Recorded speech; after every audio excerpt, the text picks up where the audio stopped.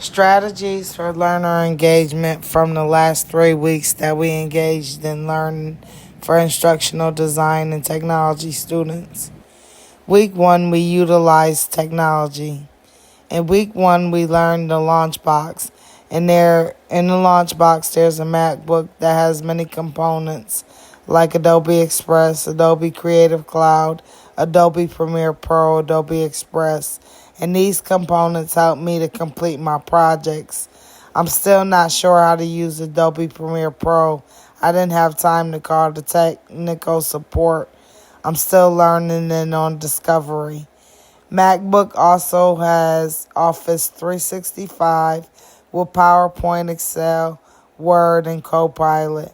These are amazing tools to use as an asset in instructional design and technology. We put together a multimedia project using these tools, Adobe Express and ScreenFlow. ScreenFlow is part of the MacBook Launchbox. The Launchbox came with several tools like the MacBook, the lavalier microphone, connections to your iPhone. It came with lighting and a few other things that made it possible for me to make my projects come to life in instructional design and technology. These tools also aided me in my training needs analysis in the second week. Dr. Deason made me understand how instructional design and technology is supposed to be taught through the training needs analysis and hierarchical task needs analysis for instructional design and technology curriculum. In the second week, we learned about the training needs analysis and hierarchical task needs analysis, as well as problem-based learning theory, project-based learning theory, goal-oriented learning theory, while implementing Merrill's first principle instruction to the ADDIE model, to the Assure model, the SAM model, and the Dick and Carey model.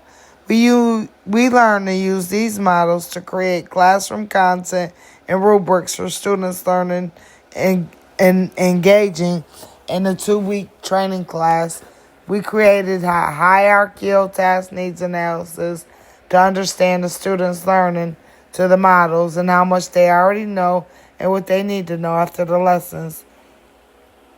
This was remarkably interesting to learn these models and how to apply them into the classroom for higher education. Week 3, AI tools for subject matter. In the third week, we learned how to utilize AI for subject matter. My subject matter is English Language Arts, and I would like to be a professor of English Language Arts and be able to use these tools like Chatbox, Grammarly, Chatbox GPT, Grammarly, Elicit, and Jenny for research and upgrading my writing to scholarly and graduate level writing. These last 3 weeks have been amazing, remarkably amazing. What I learned, I can use as an artist and a teacher and a professor.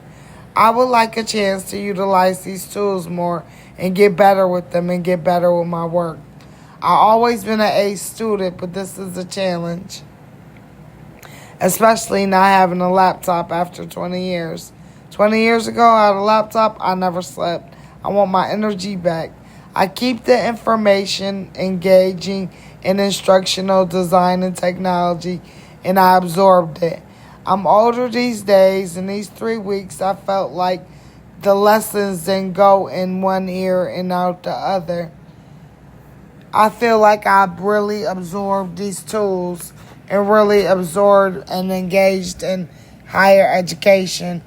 I will use these models that I mentioned above to create content and rubrics in my creative writing class that I'm going to instruct on a college level. Also, I can get my underground entertainment off to work with these tools. I feel I could be a successful college graduate with these tools that I learned in the last 3 weeks for instructional design and technology students.